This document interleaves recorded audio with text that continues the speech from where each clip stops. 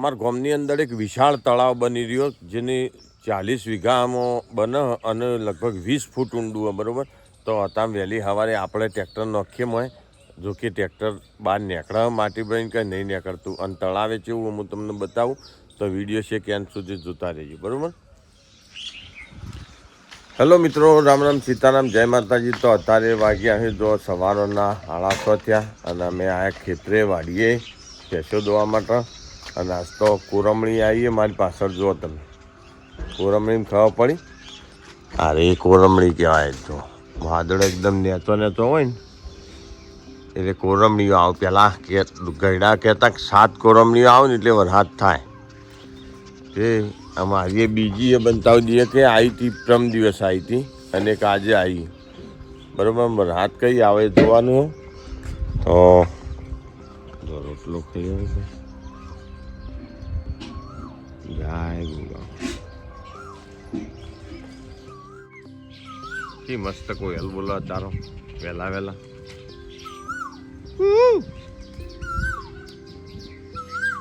એ પાણી નહીં હવાળા.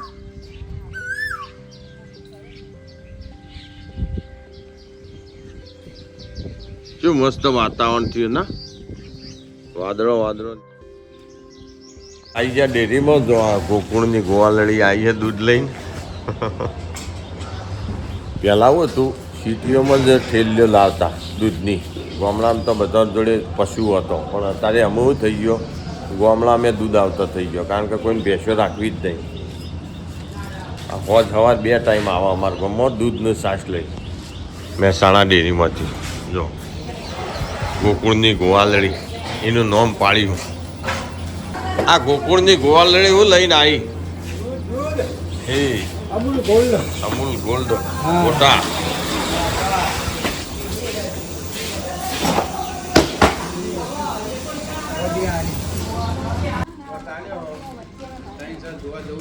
કેટલું વચ્ચેનું એવું? શું ભાવ કરે? શું ભાવ કરે?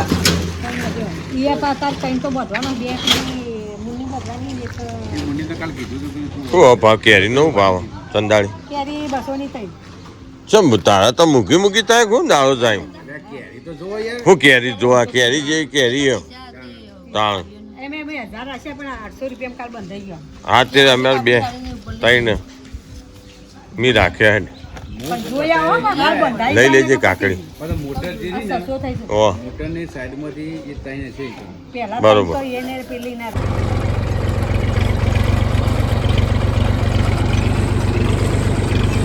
હમણાંથી જો ઘરનું કામકાજ ચાલતું હતું એટલે ક્ષેત્રમાં તો અઠવાડિયેથી આવ્યા નહોતા એટલે બ્લોગ નહોતો શૂટ કર્યો. પણ જો હજી માટી ભરવા જવું તળાવમાં, પણ પહેલાં એકવાર કોઈ ઘાસ વાટી નાખીએ અને પછી જઈએ. લેહડો હું કાહડી બતાવું, 1 મિનિટ આવું. એટલે દાંતેડું હા આ રે ને કાહડી જ સારી.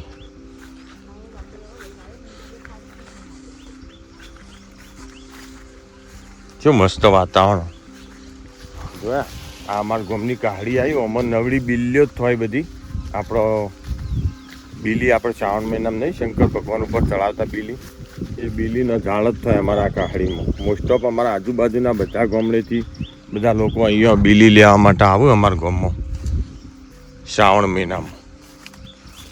આ કાહડી છે અમારા ગામની. જો આ જાય ને રી આ હળગો હળંગ કાહડી ઠેક શેક દેણેપથી આવા રહી.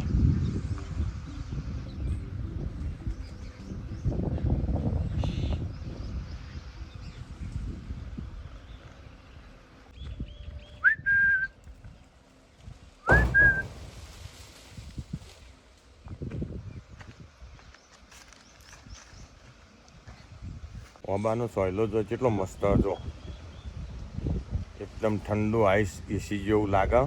જો મસ્ત એવા ઓબા. જો બાજુમાં મોટર ચાલુ કૂવામાં.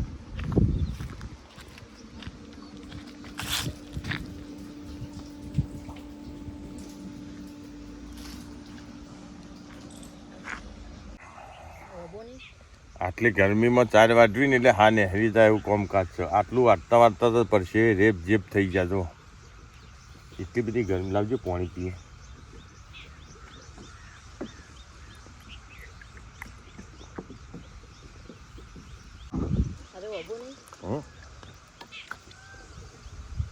આંબો જ છે ને ચમ પાણી મળકું હોય ચોથી ભરલા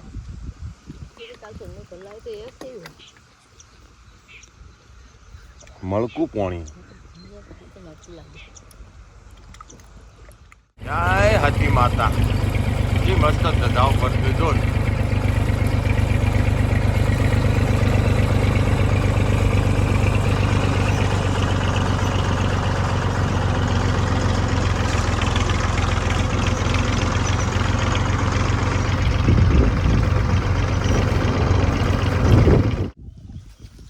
તો આમ તો માટી ભરવા જવું તો પણ અમુક સમય થઈ ગયો વધારે એટલે જો કે નકોમ પડે કારણ કે 10:30 પૂણા 11 વાગ્યા એટલે આપણું મન ના કે ને તો નહીં જવાનું કારણ કે આટલી બધી ગરમીમાં ટ્રેક્ટર લઈને એટલા બધા જવું એટલે નેક્સ્ટ ટાઈમ કાલ હવામાં જવું ભરવા બરાબર ત્યારે બેસીને ચાલ નાખી દઈએ હટ તો ને ચકડ્યા વખતી તીતીનું જોયું ટીટોળીનું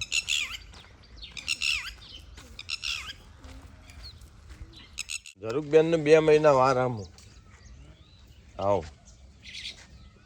2 મહિના ચેડી બચ્ચું આલશી ઝરૂકબેન દૂધ આલતો થઈ જાય જો 2 ભૈડું આવે જો એ કરણ અર્જુન જો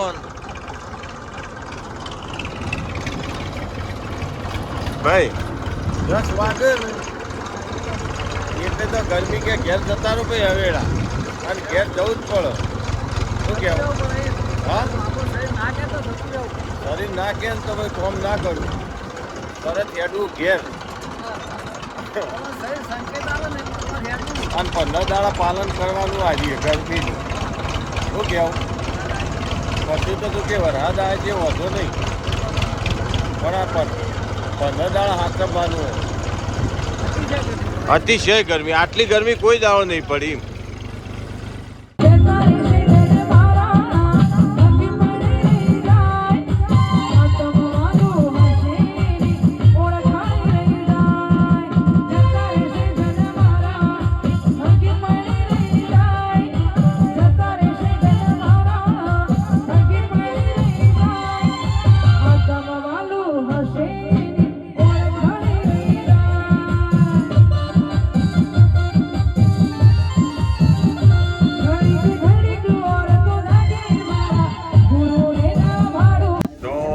આ છેલ્લા 10 દાડાથી પત્રોનું બધું કામ ચાલુ હતું બરોબર આજે તો કે છેલ્લો દિવસ આજે કઠેડો કોરે મોરે લોડ આપવાનો એટલે એરિયો પટી જાય કાલ જો આ એંગલો માઇન કઠેડો બનાવી દીધો બહુ મસ્ત થયો જો આ કઠેડો હજી એને થોડું પ્લાસ્ટર બાકી છે અને આ બાજુ જો પાછળ મારી પાછળ ઈટીઓ ત્યાં કરી જો અને માલ બનાવવાનું કર્યું આ અમારા કારીગર પણ મજૂર લાવતા નહીં તે અમારો હા કાઢી નાખ્યું છેલ્લા 10 દાડોથી એટલે બ્લોક બનાવવામાં શાન આવતો નહીં કારણ કે ઘેરથી ખેતમ જવા મળતું જ નહીં બરાબર અને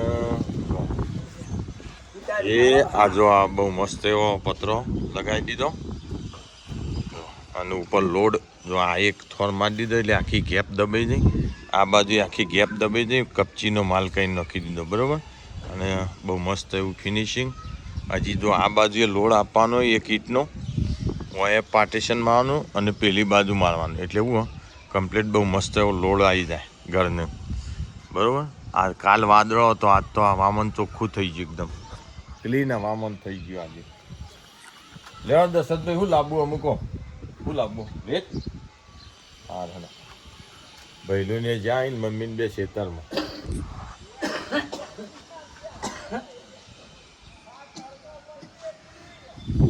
આવું કરો